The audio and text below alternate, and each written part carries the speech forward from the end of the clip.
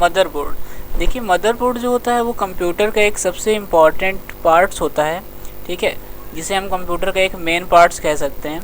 और इस मदरबोर्ड में कंप्यूटर की सारी डिवाइसेस जो है जुड़ी होती हैं, वो इनपुट या आउटपुट डिवाइसेस जो है जुड़ी होती हैं। तो इसमें रैम देखिए, जैसे कि ये हमारा रैम है, रैम स्लॉट होता है, रोम होता है, ठीक है, और पावर कनेक्टर्स भी होते हैं। तो ये सारी चीज़ें हमारी मदरबोर्ड से जुड़ी होती हैं।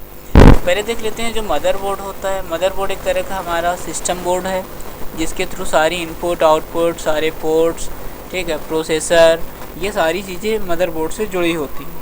तो मदरबोर्ड को हम बेस बोर्ड भी कहते हैं, ठीक है, सिस्टम बोर्ड,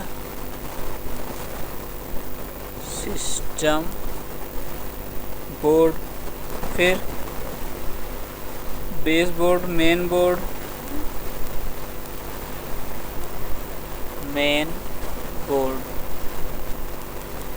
ठीक। तो इन सभी नामों से हम मदरबोर्ड को जानते हैं। और मदरबोर्ड हमारा एक तरह का कॉम्प्लेक्स बोर्ड होता है, जिसमें सभी तरह की चीज़ें जुड़ी होती हैं और इसके कुछ कंपोनेंट्स होते हैं जिनका अलग अलग यूज़ होता है, ठीक है।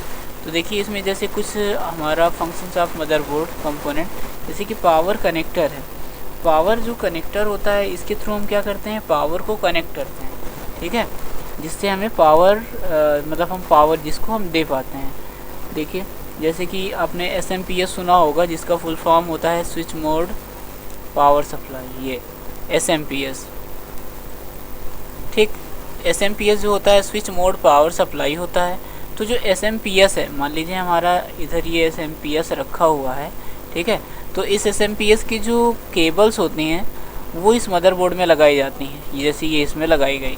तो इसकी केबल जो इसमें लगाई गई, तो ये हमारा जो होता है वो पावर कनेक्टर होता है। फिर इसमें कुछ मेमोरी स्लॉट्स होते हैं, जैसे ये यहाँ पे आपका रैम लगती है, ठीक है, ये आपका जो है रोम है। फिर कुछ वीडियो कार्ड स्लॉट होते हैं और एक्सपेंशन स्लॉट हो गए, और कुछ बायोस चिप और बैटरीज हो गई, जैसे कि आप ये देख रहे हैं, ठीक है, ये CMOS बैटरी होती है, जिसके थ्रू आपके कंप्यूटर्स का टाइम और डेट फिक्स होता है।